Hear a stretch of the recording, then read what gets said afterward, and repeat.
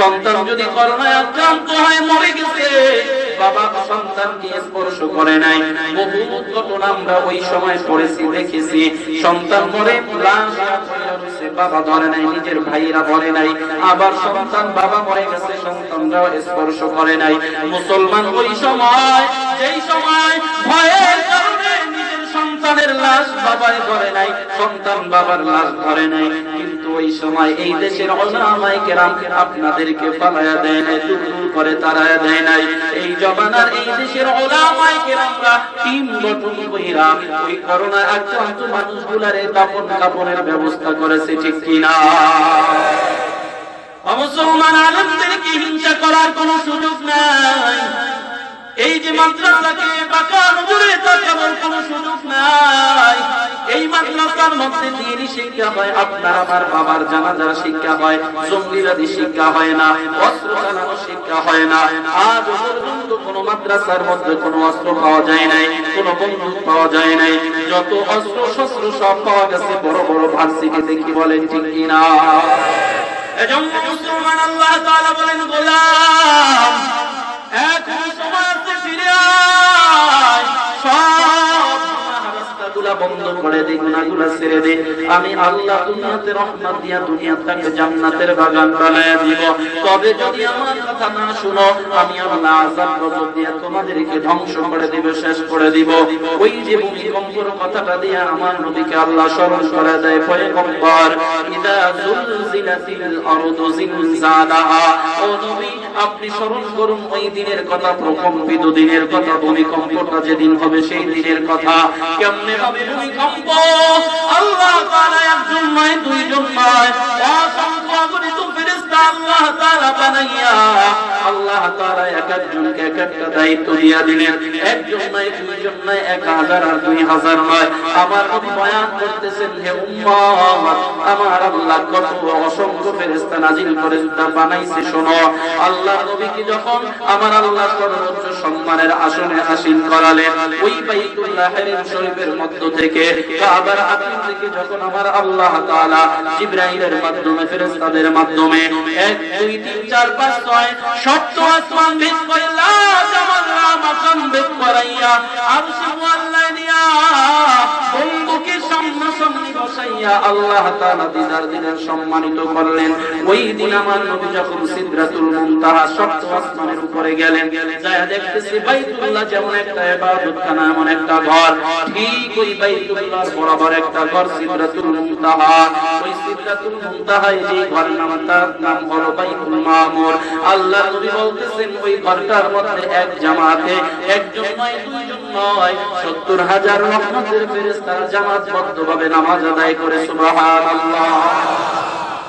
আল্লাহ নবী বলেন, হে উম্মত, ওই যে 70,000 ফেরেশতারা জামাতবদ্ধ হয়ে নামাজ পড়লো, তারা আবার বেরিয়ে যাবে।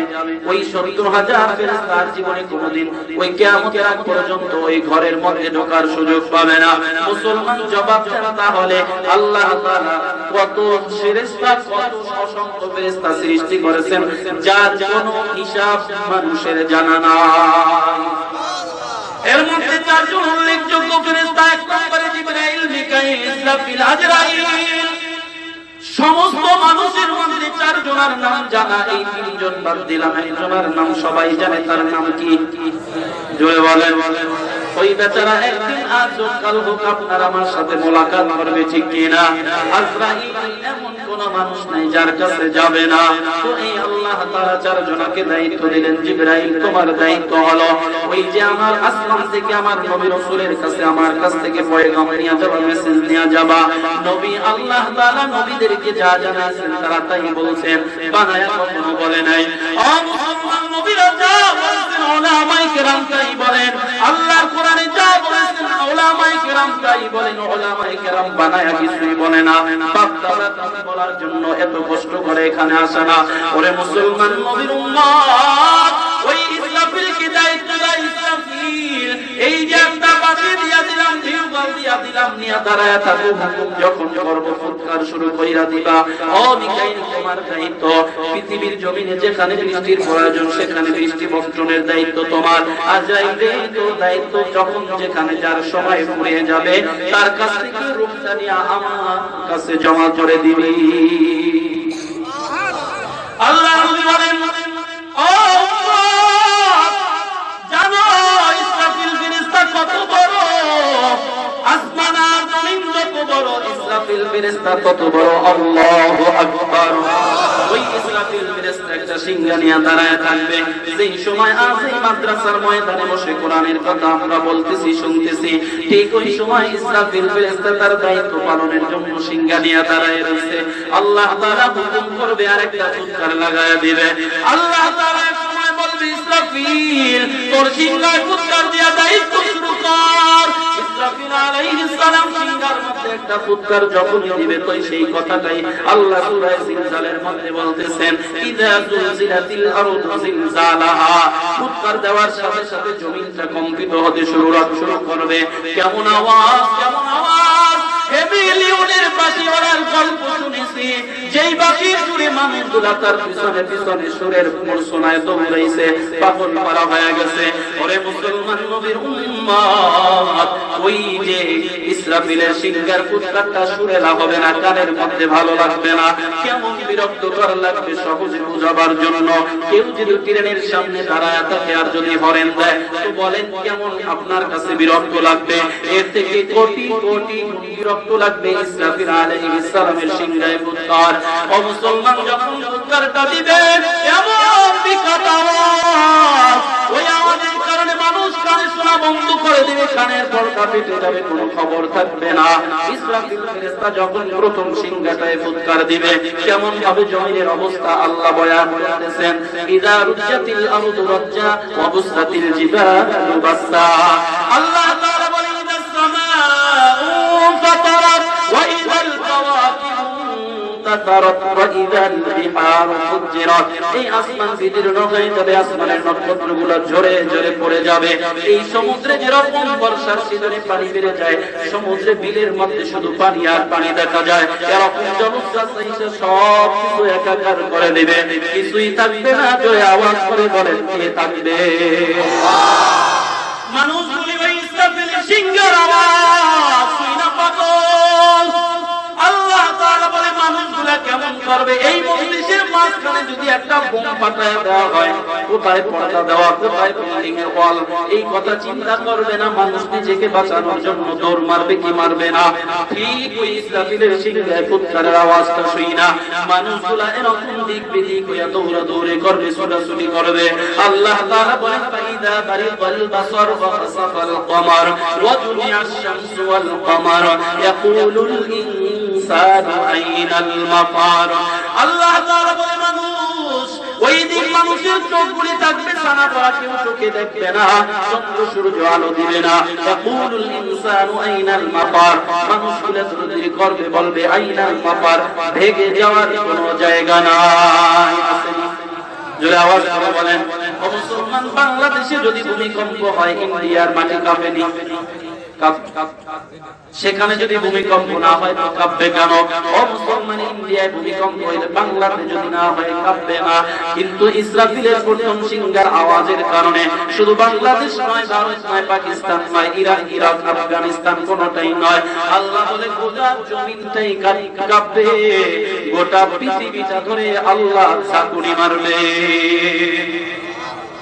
ওই সময় কেমন হালাত হয় মানুষের আল্লাহ তাআলা বয়ান করতেছেন ইয়া আইয়ুহান নাস ইত্তাকু রাব্বাকুম ইন্না যালজালাতাস সাআতি শাইউন আযীম ইয়াওমা তারাউনাহা তাযহালু কুল্লু মুরদি'atin 'amma arda'at ওয়া তাদ'u কুল্লু যাতি হামলিন হামলাহা ওয়া তারান নাসা সুকারা ওয়া মা হুম বিসুকারা ওয়ালাকিন্না 'আযাবাল্লাহি শাদীদ আল্লাহ তাআলা বলেন ইয়া আইয়ুহান নাস হে দুনিয়ার লোক সকল ইত্তাকু রাব্বাকুম তোমরা তোমাদের রবকে ভয় করো জবান খুলে বলেন রবকে ভয় করো কাকে জোরে আওয়াজ করে বলেন ও মুসলমান আল্লাহ তাআলা বলে আমি আল্লাহ এক কুল হুয়াল্লাহু আহাদ।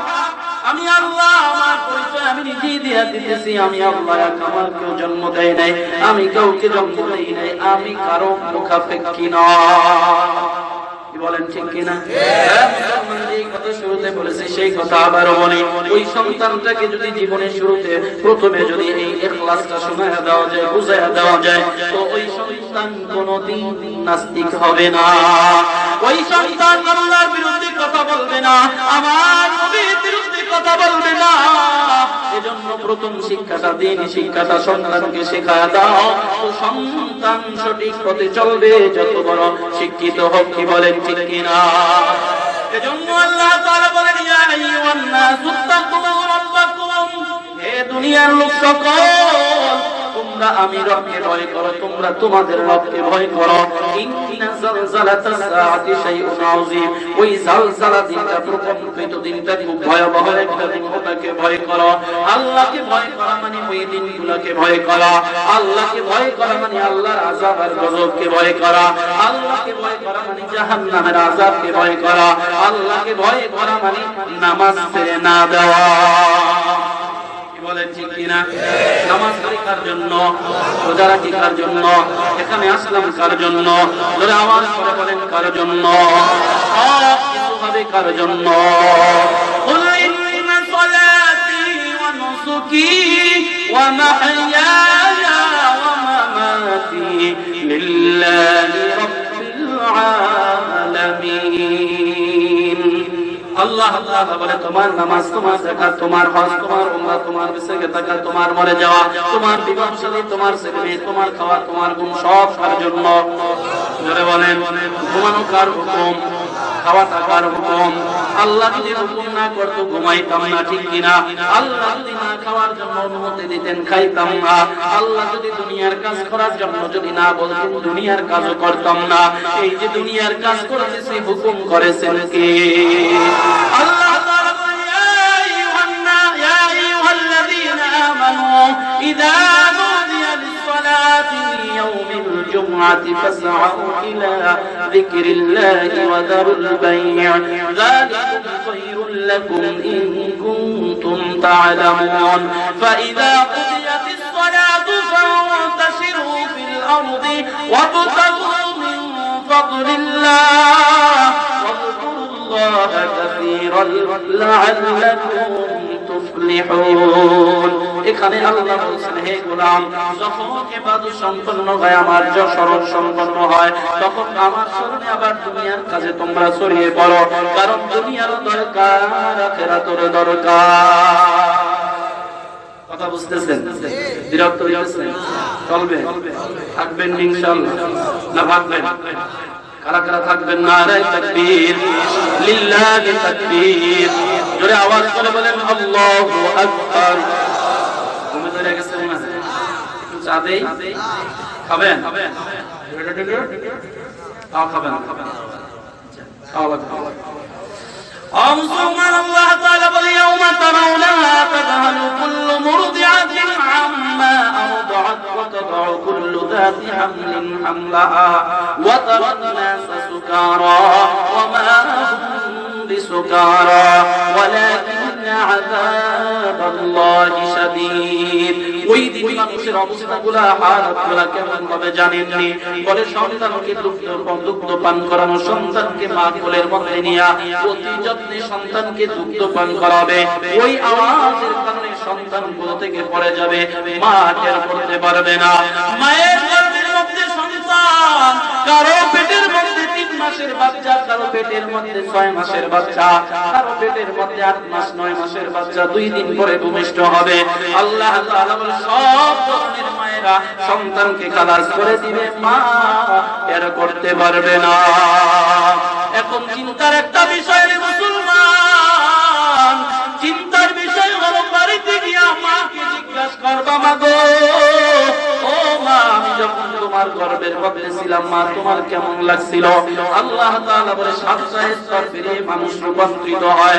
ওয়ালাকাদ খালাকনাল ইনসানা মিন সুলালাতিন মিন তিন সুম্মা জাআলনাহু নুতফাতান ফী ক্বারারিন মাকিন সুম্মা খালাকনাল নুতফাতা আলাকাতান ফাখালাকনাল العلقة مضغة فخلقنا المضغة عظاما فكسونا العظام لحما ثم أنشأناه خلقا آخر فتبارك الله رب العالمين الله أكبر আল্লাহ তাআলা কোরআনের মধ্যে বলতেছেন হে দুনিয়ার মানুষ একটাবার চিন্তা কর এক সময় তুই কিছুই ছিলি না হাল আতা আলাল ইনসানি হিনুম মিনাদ দাহরি লাম ইয়াকুন শাইআন মাযকুরা আমি শাইনে কানে পড়ছি একদিন আমি কিছু ছিলাম জোরে বলেন আপনি কিছু ছিলেন নি কিছুই ছিল না ওখানে অস্তিত্ব কে দিয়েছে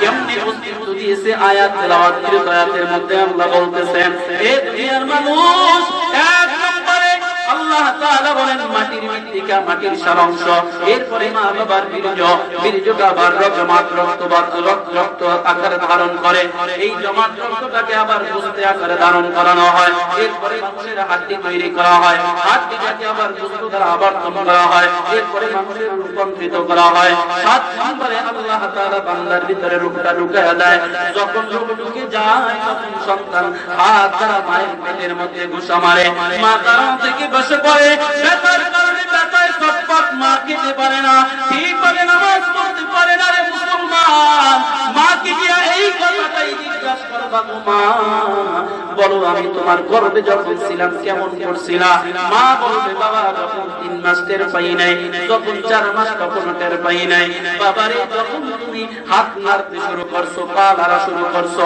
তখন কখনো হাত দ্বারা আঘাত করছো আমি মা ব্যথায় পড়ে গেছি দাঁড়ায় থাকতে পারি নাই আবার পায়ের দ্বারা আঘাত করছো আমি দাঁড়ায় থাকতে পারি নাই বসে পড়ছি রে সন্তান ও মা জবাব দাও মা যখন আমি দুনিয়াতে ভূমিষ্ঠ হয়েছিলাম ওই সময়টার কথা একটু বলো তখন মা চোখের পানি ছেড়ে দিয়ে বলবে রে সন্তান এই জিনিস বুঝাবার মতো শক্তি আমার নাই কারণ তুই মহিলা না তুই পুরুষ কোন পুরুষকে গর্ভধারণী গর্ভকালাসের কষ্টের কথা বলে বোঝানো সম্ভব না ঠিক কি না হে মুসলমান যখন বান্দা ভূমিষ্ঠ হবে প্রাণের স্বামীর হাতটা স্ত্রী ধইরা বলে প্রাণের স্বামী রে ও স্বামী আমার বহুদিন তোমার সংসার করেছি বছর কি বছর তোমার ঘর করেছি খেদমত করতে পারি নাই স্বামী রে আজ আমার সন্তান ভূমিষ্ঠ হবে না জানি এই কষ্টে আমি মরে যাই আমি চলে যাই স্বামী গো আমাকে মাফ করে দাও যেন তুমি আমার উপরে কোনো দাবি না রাখো স্বামী জিজ্ঞাসা করে প্রাণের স্বামী ও প্রাণের স্ত্রী কেন তুমি করো স্ত্রী জবাব দেয় প্রাণের স্বামী গো দেখো না কত মা সন্তান ভূমিষ্ঠ করাইতে গিয়া মা চলে যায় সন্তানও চলে যায় সন্তান থাকে মা চলে যায় না জানি আমি মাও আমার এই পেটের সন্তানটাকে ভূমিষ্ঠ করাইতে গিয়া আমি দুনিয়া থেকে চলে যাই এজন্য আমি তোমার কাছে অগ্রিম ক্ষমা চেয়ে নিলাম কথাটা বারবার মানে হলো মুসলমান এই যে আল্লাহ তাআলা বলে ইসরাফিল আলাইহিস সালামের সিংহায় ফুৎকারের কারণে গর্ভখালাস হয়ে যাবে এত যন্ত্রণাদায়ক একটা সময় ওই সময়টা মা টের করতে পারবে না বাচ্চা পড়ে যাবে মা টের পাবে না এমন একটা অবস্থা হবে মানুষগুলা নেশাগ্রস্ত মানুষের মতো এরকম হেলতে থাকবে দুলতে থাকবে জিজ্ঞাসা করা হবে তোমরা কি নেশাগ্রস্ত নাকি নেশা করেছো নাকি বলে না না নেশা করি নাই তো এমন কেন করো বলে ওয়ালাকিন আযাবাল্লাহি শাদীদ আল্লাহর আযাব বড় ভয়ঙ্কর আল্লাহর আযাব বড় কঠিন ওই ভয়ের কারণে এই হালাত কথা বুঝতেছেন সিংহে কয়টা ফুলে গেছে কথা বলতে হবে কয়টা দিছে দিবে কয়টা তিনটা দিবে কয়টা দিবে এই কথাগুলি আমলের নিয়মে আশা করি আল্লাহর ভয় আপনার ভিতরে আসবে নামাজ পড়বেন রোজা রাখবেন মাহফিল ছাড়বেন ঠিক কি না আর যদি আমি সুন্দর চিল্লায় গেলাম আপনারা ওয়াজ এখানে রেখে আবার জুতো পাই দিয়ে বাড়িতে গেলেন চিল্লানোর বাদ সবকিছু আয়োজন কোনো ফায়দা নেই আছে কাজে আমলের নিয়তে শুনতে হবে ইসরাফিল আলাইহিস সালাম একটা মাত্র সিংহায় ফুৎকার দিলেন, এই অবস্থাটা হয়ে গেল, আসমান জমিন কাঁপতে শুরু করলো, মানুষের হালাত হয়ে গেল। এবার আল্লাহ তাআলা বলবেন, ইসরাফিল তোমার দ্বিতীয় নম্বর সিংহাটা একটু ফুৎকার লাগায়া দাও। ইসরাফিল দ্বিতীয় সিংহায় যখন ফুৎকার দিবে, বলে ওই ফুৎকারের কারণে মানুষের কানের পর্দা পাইটা, কলিজা পাইটা সমস্ত মানুষগুলা লাশ হয়ে জমিনে পড়ে যাবে।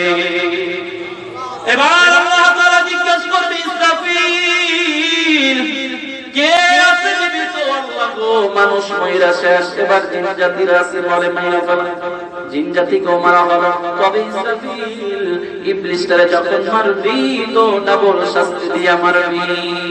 কেন ডাবল শাস্তি দিবে? কারণ ইবলিস আমাদের বন্ধু না শত্রু? জোরে বলেন। শয়তানের পদঙ্ক অনুসরণ করা যাবে ওয়ালা তাত্তাবিউ খুতুওয়াতি শাইতান। আল্লাহ বলে, মানুষ তোমরা শয়তানের পদঙ্ক অনুসরণ করিও না। কেন? না ইন্নাহু লাকুম আদুউম মুবিন। শয়তান তোমাদের প্রকাশ্য দুশমন।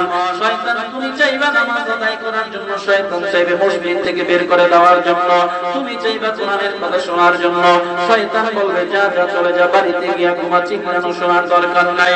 আল্লাহ বলে, ওয়া আনি'বুদুনি হাযা মুস্তাকিম। এ গোলাম আমার ইবাদত কর, এটাই সঠিক রাস্তা, এটাই জান্নাতের রাস্তা।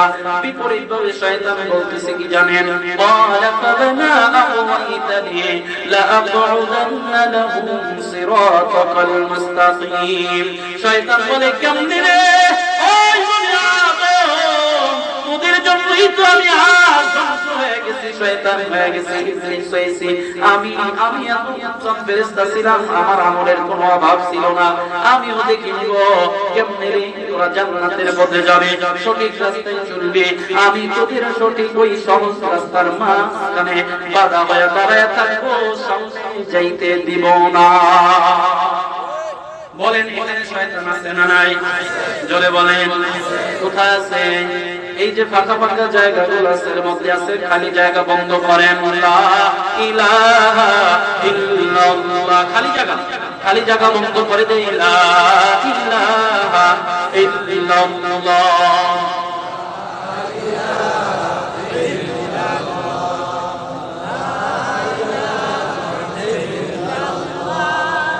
লা ইলাহা ইল্লাল্লাহ। যারা চলে যাবে মনে করবে শয়তান তাদেরকে নিয়ে যাইতেছে, ঠিক কি না? আল্লাহ বলে, কোরআনের কথা শুন, শয়তান চলে না বাড়ি থেকে। কি বলেন, ঠিক কি না?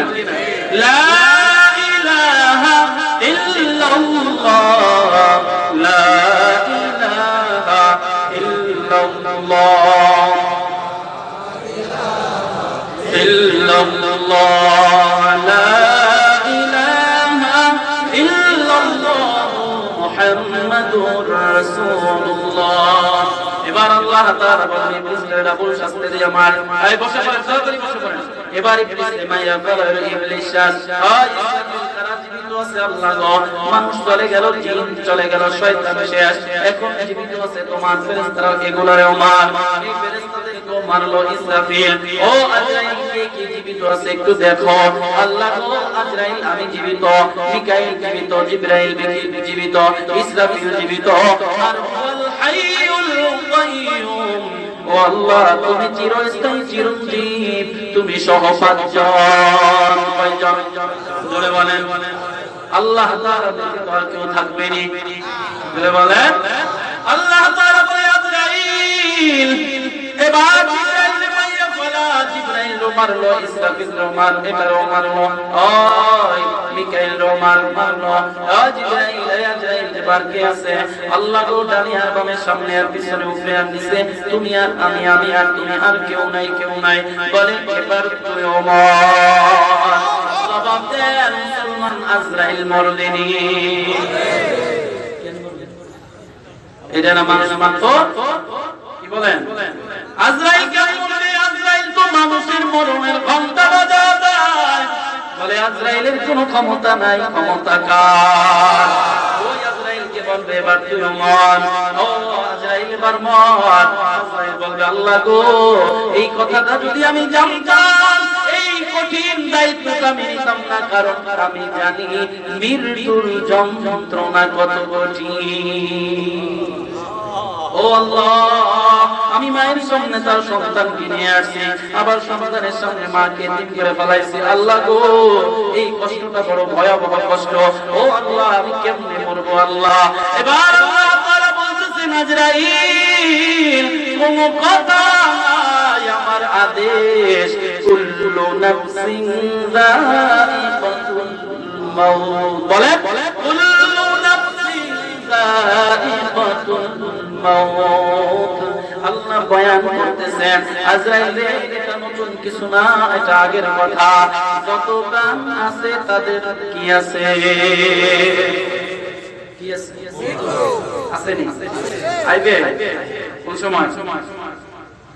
বলেন কোন সময়?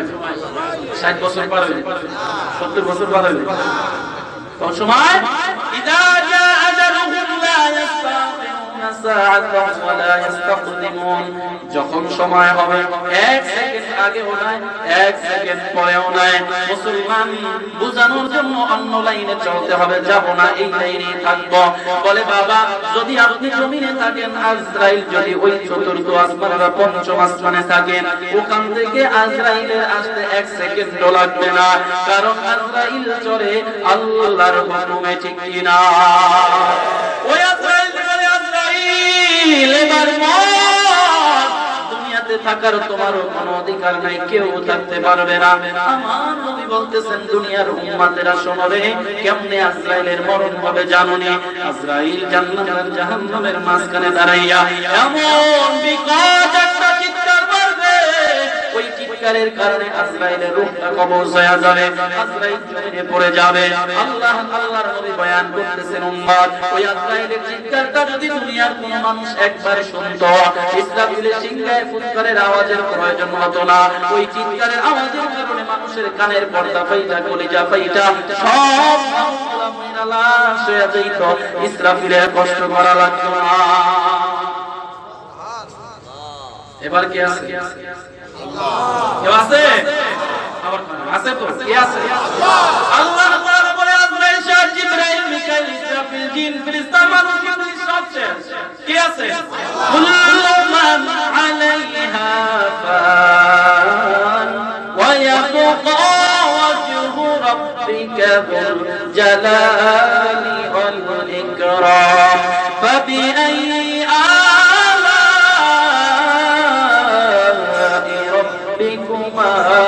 তুকাজ্জিবান।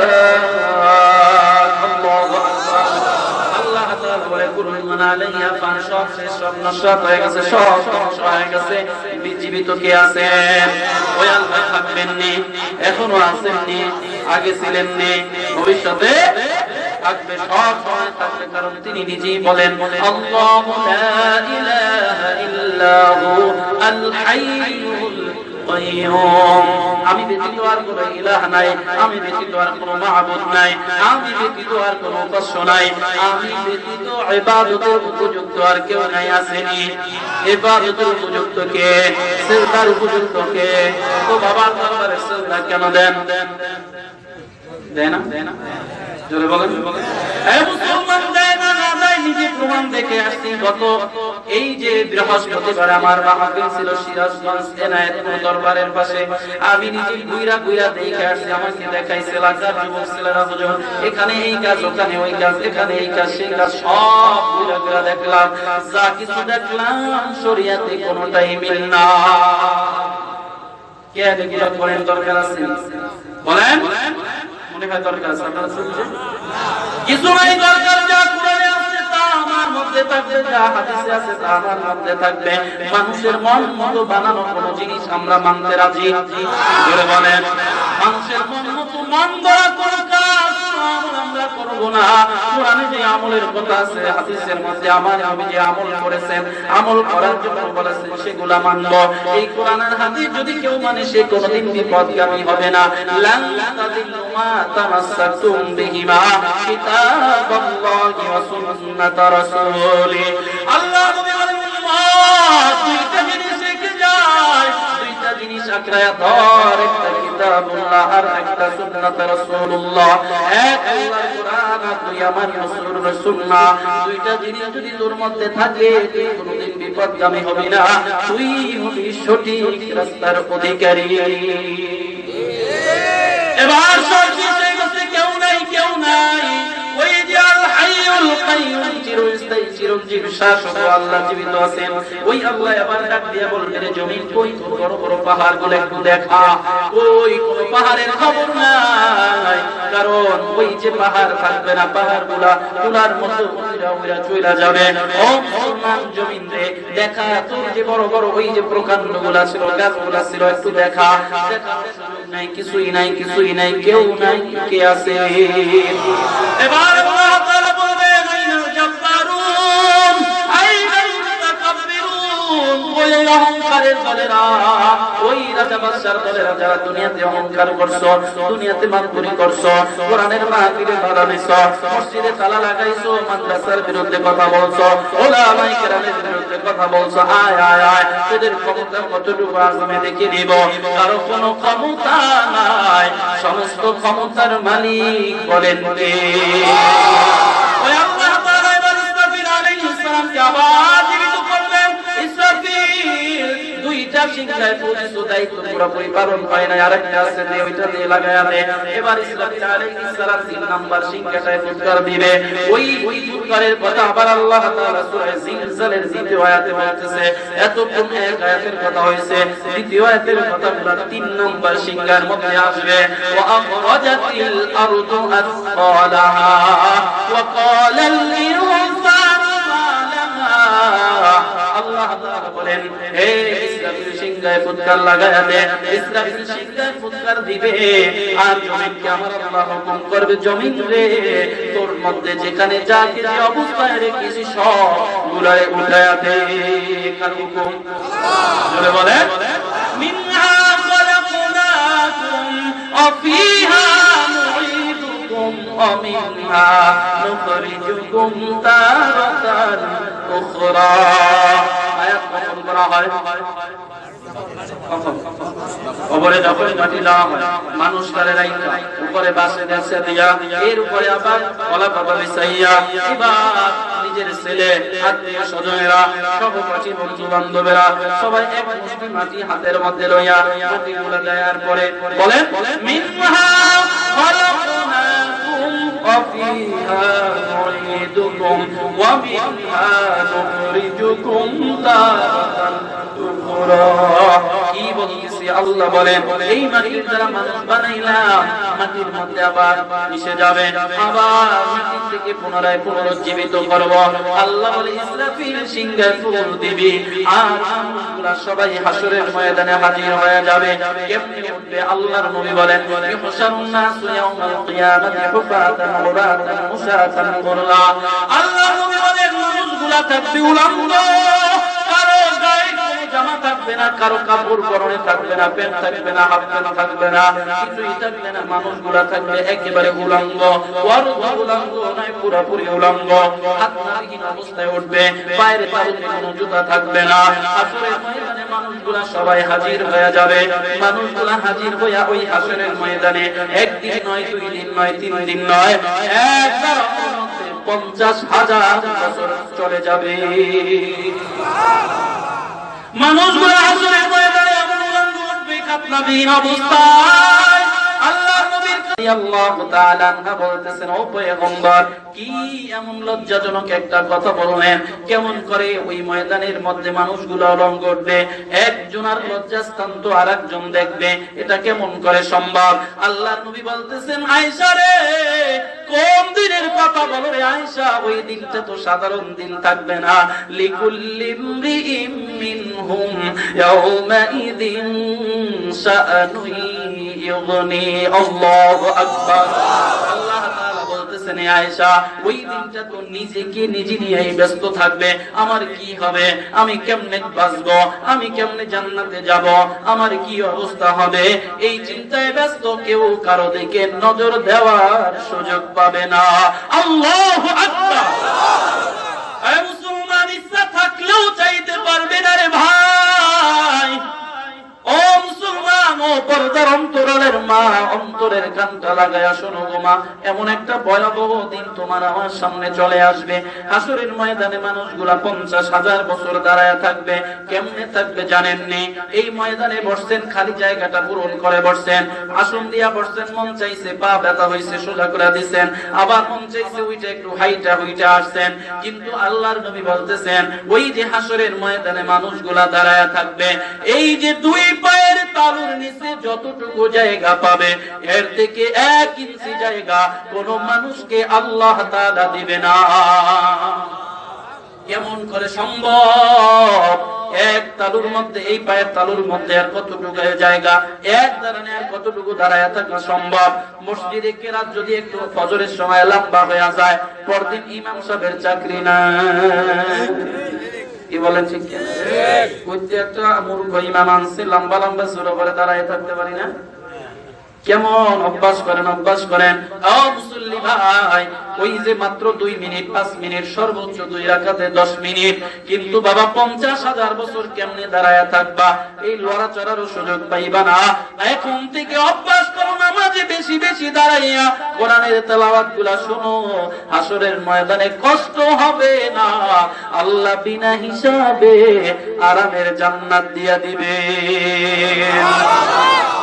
এবার আল্লাহ তাআলা হাসরের ময়দানে মানুষগুলাকে দাঁড় করাইয়া সূর্যকে অর্ডার করবে, সূর্য রে, ওই যে নাফরমান বেঈমানেরা ওদেরকে একটু শাস্তি দে। কেমনে দিবে? ও সূর্য তোর মুখগুলা জমিনের দিকে ঘুরায়া দে। কেন দিব? বলে এই বেঈমানদেরকে কোরআন দিয়া বুঝাইছে, ওয়াজ মাহফিলে বুঝাইছে, তাবলীগের মাধ্যমে বুঝাইছে, ওই যে মসজিদের মিম্বরের বয়ানের মাধ্যমে বুঝাইছে, কিন্তু বুঝে নাই, শুনে নাই, কোরআনের কথা ভালো লাগে নাই।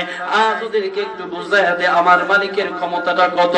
এবার আল্লাহর হুকুম পাইয়া সূর্য সমস্ত মুখগুলা জমিনের দিকে ঘুরায়া দিবে। সূর্যের তাপের কারণে মাথার মগজগুলা টকবক টকবক করে ভাতের মারের মতো ফুটতে থাকবে। ও মুসলমান, ওই যে হাসরের ময়দানের মাটিটা, জমিনটা পুরা তামা হয়ে যাবে। কারো মুখে কোনো কথা নাই, কোনো আওয়াজ নাই, শুধু বলবে পানি দাও, পানি দাও, পানি দাও। রৌদ্রের মধ্যে যদি মানুষটা পথ চলে, কতক্ষণ পরে পিপাসিত হয়ে যায়, একটু পানি পান করলে তার কলিজাটা ঠান্ডা হয়। হাসরের ময়দানে ভয়াবহ অবস্থায় পানি পান করানোর মতো কোনো বন্ধু খুঁজে পাওয়া যাবে না। বিরক্ত হইতেছেন? চলবে।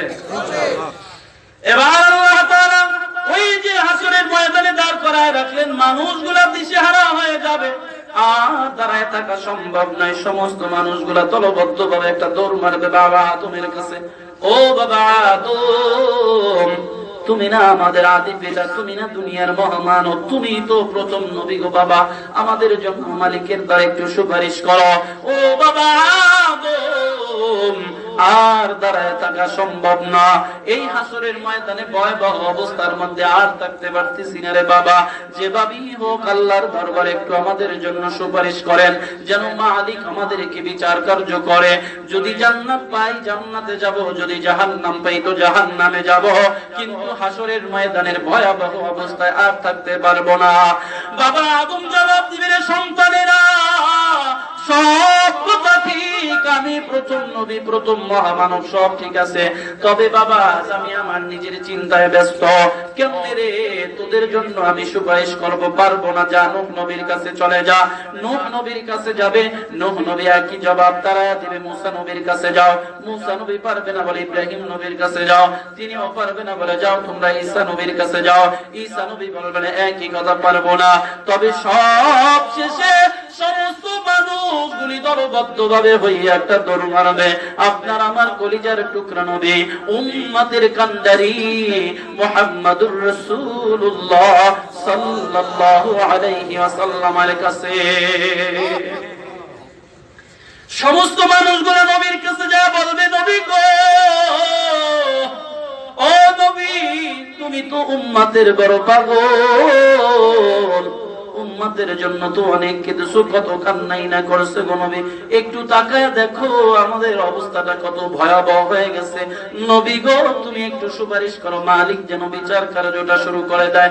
আমার নবী বলেন, হে দুনিয়ার উম্মত, ওই দিন আমি আল্লাহ তাআলার আরশে মুআল্লার নিচে সিজদায় পড়ে জার জার করে কান্না করব আর তাসবিহগুলি পাঠ করতে থাকবো। কি বলবো আমি নিজেও জানি না, মালিক শিখায়া দিবেন। আল্লাহর নবী যখন সিজদায় পড়ে কাঁদবেন, আল্লাহ তাআলা ডাইকা বলবেন, নবী গো আর কাঁদবেন না, এই হাসরের ময়দানটা আপনার জন্য কাদার না গো নবী, মাথাটা উঠান,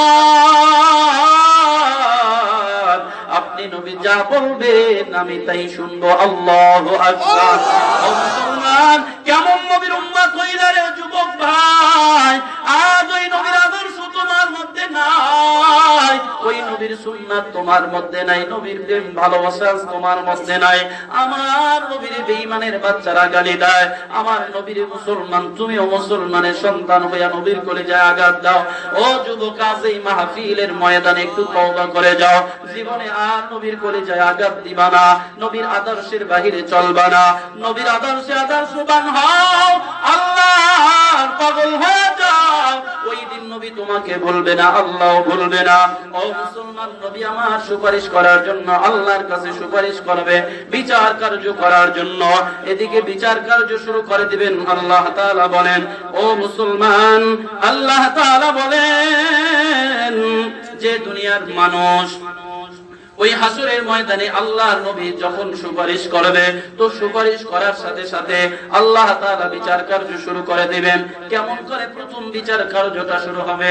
সমস্ত মানুষগুলিকে বলবে, ও মানুষগুলা, ওয়ামতাজুল ইয়াউমা আইয়ুহাল মুজরিমুন। আল্লাহু আকবার। মানুষগুলারে বলবে, তোমরা আলাদা হয়ে যাও, ও নেককারীরা তোমরা ডান দিকে চলে যাও, ও বেঈমানেরা তোরা বাম দিকে চলে যা। এবার আল্লাহ তাআলা আমল নামা দান করবেন। ফাআম্মা মান উতিয়া কিতাবাহু বিয়ামিনিহি ফাসাউফা ইউহাসাবু হিসাবান ইয়াসীরা। আল্লাহ তাআলা আমল নামা দিবে, মুমিনের আমল নামা ডান হাতে দিবে, বেঈমানের আমল নামা বাম হাতে। কেমনে রে বাম হাতে আসবে জানেন নি রে? এই বাম হাতটা সামনের দিকে থাকবে না, হাতটা এমন করে পিছনের দিকে থাকবে। অন্য বর্ণনায় আছে বুকটাকে ছিদ্র কইরা হাতটাকে ঢুকাইয়া পিছন দিক থেকে একটা টান মারবে, হাত পিছনে চলে যাবে। এভাবে আমল নামা বাম হাতে দিবে বেঈমানের, ডান হাতে আমল নামা পাইয়া মুমিন বলবে, আল্লাহ গো আমার আমল নামাটা একটু আমি পড়ি, তুমি একটু শোনো। আল্লাহ বলবে, না না, তোর পড়ার দরকার নাই, তোরটা আমি শুনবো না, কারণ তুই তো বললে নেফিলাতে পাস করছো, তোর জন্য জান্নাত। এ বেঈমান, ও বেঈমান, তোর আমল নামাটা একটু তুই পড়, আমিও পড়বো না, আমার ফেরেশতারাও পড়বে না, কারণ তুই তোরটা পর বিচার করবি যে তুই জান্নাতি না জাহান্নামী। আল্লাহ তাআলা বলবেন, ইকরা কিতাবাকা কাফা বিনাফসিকাল ইয়াওমা আলাইকা হাসিবা। আল্লাহ তাআলা বলবে, আমল নামা পড়। বেঈমান পড়বে, ওইরা দেখবে সুদের গুনাহ, চোরের গুনাহ, ঘুষের গুনাহ, বেয়াদবির গুনাহ, নামাজ ছেড়ে দেওয়ার গুনাহ, অহংকারের গুনাহ, সব গুনাহ বেঈমানের আমল নামার মধ্যে আছে। বেঈমান পইরা বলবে, আল্লাহ গো এই আমল নামা আমার না। নাউজুবিল্লাহ। ওখানেও মিথ্যা কথা বলবে। কেন বলবে? বাঁচার জন্য। আসলে কি বাঁচতে পারবে? বলেন, বাঁচতে পারবে? এ মুসলমান, দুনিয়ায় অপরাধ করো, হাজার হাজার অপরাধ করো, বিচারের কাঠ গড়ায় দাঁড়ায় দাও, উকিল বাবাজি সেটাকে নির্দোষ প্রমাণ করায় দেয় মিথ্যা বইলা। কিন্তু মুসলমান, আল্লাহর আদালতে মিথ্যা বইলা পার পাওয়ার কোনো সুযোগ নাই।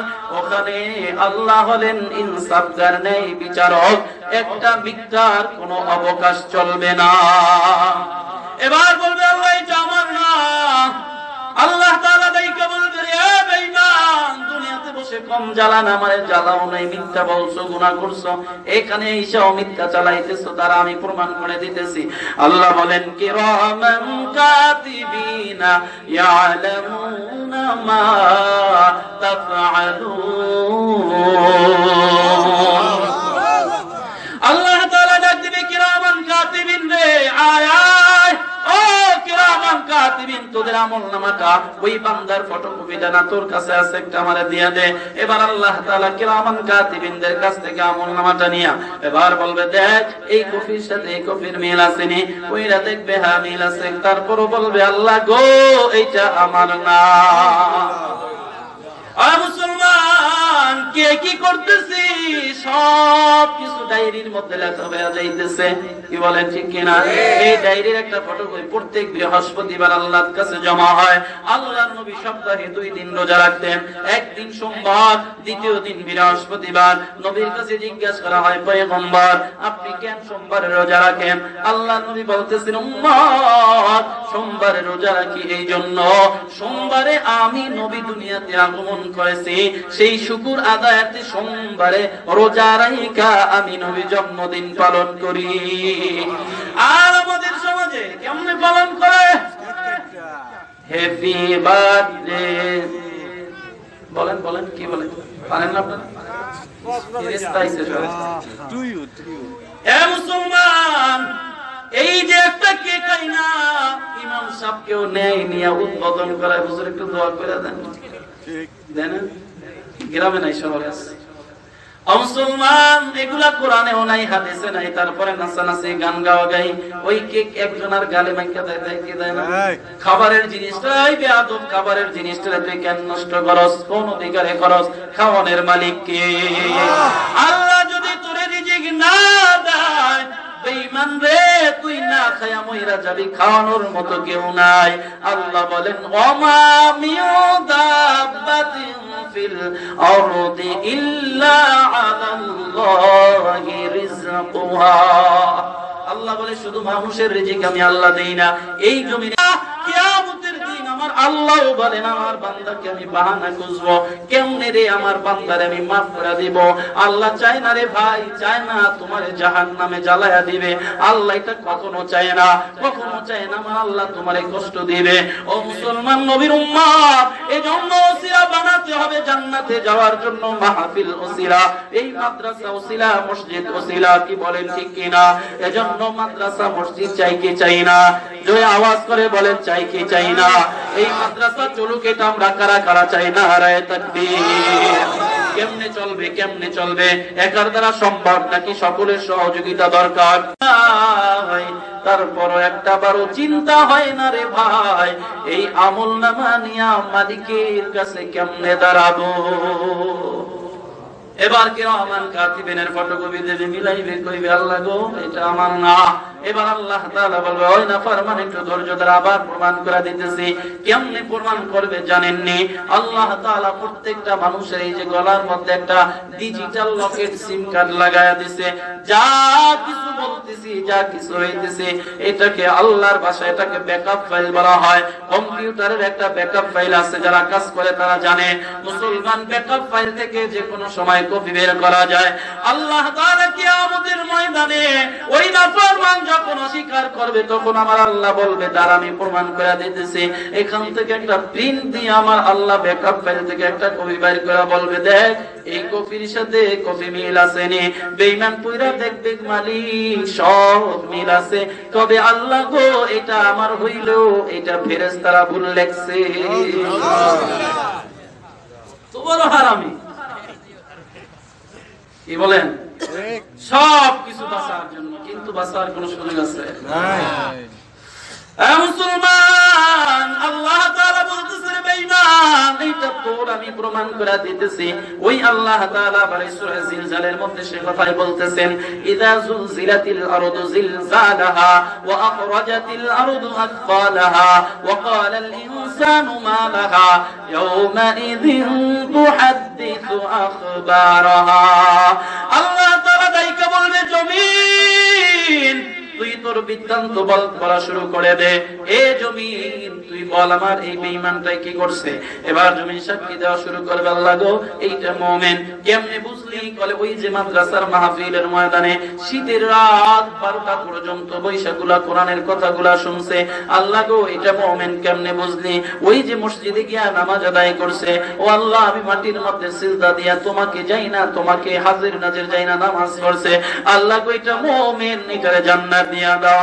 আল্লাহ বলবে জমিন তোর সাক্ষী আমি মঞ্জুর করে নিলাম, আমার বান্দারে আমি জান্নাত দিয়া দিলাম। বেঈমানের জন্য সাক্ষী, ও আল্লাহ এইটা না ফরমান, এইটা তো জমিনে বৈশা জেনা করছে, সুদ খাইছে, ঘুষ খাইছে, জুয়া খেলছে, এই করছে, সেই করছে, আল্লাহ গো এইটার জন্য কোনো সুপারিশ নাই, তবে আমি জাহান্নামের জন্য সুপারিশ করলাম, ওরে জাহান্নামে দিয়া দাও। আল্লাহ বলবে জমিন রে তুই যা বলছো তাই সত্য, এই বেঈমান তোরে আমি জাহান্নামে দিয়া দিব। এবার বেঈমান বলবে আল্লাহ তোমার জমিন ভুল বলতেছে, এটা বিশ্বাস হয় না। এবার আল্লাহ তাআলা রাগান্বিত হয়ে যাবেন। আল্লাহ তাআলা বলবেন রে নাফরমান রে বেঈমান, আল ইয়াউমা নাখতিমু আলা আফওয়াহিহিম ওয়া তুকাল্লিমুনা আইদিহিম ওয়া তাশহাদু আরজুলুহুম বিমা কানু ইয়াকসিবুন। আল্লাহ তাআলা বলবে জবানটা বন্ধ করে দিলাম, আর কথা বলার সুযোগ নাই। এই জবান বন্ধ হয়ে যাবে, হাত জবাব দিবে, পা জবাব দিবে, প্রত্যেকটা অঙ্গ প্রত্যঙ্গ জবাব দিবে। মুসলমান ভেগে যাওয়ার জায়গা নাই, চালাকির সুযোগ নাই। এখন থেকে তওবা করে সোজা হয়ে যাও, সোজা রাস্তায় চলো, নয়তো ওই আল্লাহর ধিক্কার শুইনা তোমাকে জাহান্নামে যেতে হবে, ঠিক কিনা? এবার আল্লাহ তাআলা এইভাবে করে করে বান্দার আমলনামা দিয়া বান্দাকে জাহান্নাম আর জান্নাতে পাঠায়া দিবে। ও মুসলমান, আল্লাহর নবী বলতেছেন তিন জায়গার মধ্যে দুনিয়ার কেউ কারো কথা স্মরণ করতে পারবে না। এক নম্বর জায়গা যেদিন আল্লাহ আমলনামা দিবে, দুই নম্বর যেখানে মিজানের পাল্লা নাকি বদি ওজন করা হবে, তিন নম্বর জায়গা পুলসিরাত পার হওয়ার সময় তিনটা মুহূর্তে মা সন্তানকে ভুলে যাবে, বাপ ছেলেকে ভুলে যাবে, ভাই ভাইকে ভুলে যাবে। ইয়াউমা ইয়াফিরুল মারউ মিন আখি ওয়া উম্মিহি ওয়া আবিহি ওয়া সাহিবাতিহি ওয়া বানিহি। ও মুসলমান, ভাই ভাইকে ভুলে যাবে, মা তার সন্তান ভুলে যাবে, সন্তান মায়ের কথা স্মরণ রাখতে পারবে না। ও মুসলমান, নবীর উম্মত যদি বিনা হিসেবে জান্নাতে যাইতে চাও, নেক আমল করে নাও, আমলটাকে সুন্দর করে নাও, আল্লাহ বিনা হিসেবে জান্নাত দিয়ে দিবে। আম্মা জান আয়েশা বলেন, ও পয়গম্বর বিনা হিসাব কি হবে, সহজ হিসাব কি হবে? আল্লাহর নবী বলতেছেন, আয়েশা রে, কারো আমলনামার দিকে তাকাইলে যদি আমার আল্লাহর মায়া হয়, দয়া হয়, তো ওই মায়ার কারণে যারে আল্লাহ মাফ করে দেবে, হিসাব চাইবে না, এটাই হলো সহজ হিসাব। এজন্য আমার নবী দোয়া শিখায় দেয়, আয়েশা সব সময় মুনাজাতের মধ্যে দোয়া করবা, আল্লাহুম্মা হাসিবনি হিসাবান ইয়াসীরা। বলেন আল্লাহুম্মা হাসিবনি হিসাবান ইয়াসীরা, আল্লাহ তুমি আমার হিসাবকে সহজ করে দাও। কি বলেন? হিসাব সহজ চাই কি চাই না? চাই। সহজ না হইলে অবস্থা খারাপ। যদি কারো কাছে হিসাব চায়, হিসাব দিয়ে যাওয়ার সুযোগ কারো নাই, থাকবে না। 11:30 বাজছে, চলবে আরো? না, চলো শেষ করে দিব, অল্পের মধ্যে শেষ। এবারে হিসাব শেষ। আল্লাহ বেঈমানকে জাহান্নামে, মুমিনকে আল্লাহ জান্নাতে দিয়ে দিবে, ঠিক কি না? ওই বেঈমানগুলো জাহান্নামে যায়, জাহান্নামের আগুনে আর পূর্বে আর আফসোস করবে, কাঁদবে আর বলবে, রুবামা ইয়াওয়াদুল্লাযীনা কাফারু লাউ কানু মুসলিমিন। হায় আফসোস, হায় আফসোস, কেন আমি কোরআনের কথা শুনলাম না, কেন মুসলমান হইলাম না।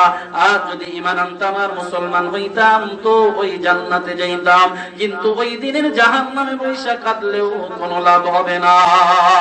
এজন্য মুসলমান, আল্লাহ তাআলা বলে, ইয়াউমাইযি ইয়াসদুরুন নাসু আশতাতান লিউরাউ আ'মালাহুম। ও মুসলমান, আল্লাহ তাআলা বলেন মানুষগুলা ভিন্ন ভিন্ন ভাবে দাঁড়াবে তাদের হিসাবের জন্য। ফামান ইয়ামাল মিসকালা যাররাতিন খায়রান ইয়ারা। ও মুসলমান, আল্লাহ তাআলা বলে এমন একটা কিতাব, কেমন কিতাব? বলে বেঈমানরা কিতাব আর পড়বে আর আজীব হয়ে যাবে, আশ্চর্য হয়ে যাবে। মালি হাদাল কিতাবু লা ইউগাদিরু সগীরাতাও ওয়ালা কাবীরাতান ইল্লা আহসাহা। তারা পড়বে আর বলবে কেমন কিতাব আর কেমন লেখক, একটা ছোট গুনাহ বাদ পড়ে নাই, একটা বড় গুনাহ বাদ পড়ে নাই। ওই কথাই আল্লাহ তাআলা বলতেছেন, সূরা শেরে করতেছেন, ফামান ইয়ামাল মিসকালা যাররাতিন খায়রান ইয়ারা, যদি কোনো জাররা পরিমাণ ভালো করো সেটাও দেখতে পাইবা স্পষ্ট। কি বলেন ঠিক কিনা? ও মান ইয়ামাল মিসকালা যাররাতিন শাররান ইয়ারা, কেউ যদি কোনো জাররা পরিমাণ খারাপ করে সেটাও সে দেখতে পাবে, বিনিময়ে সে পাবে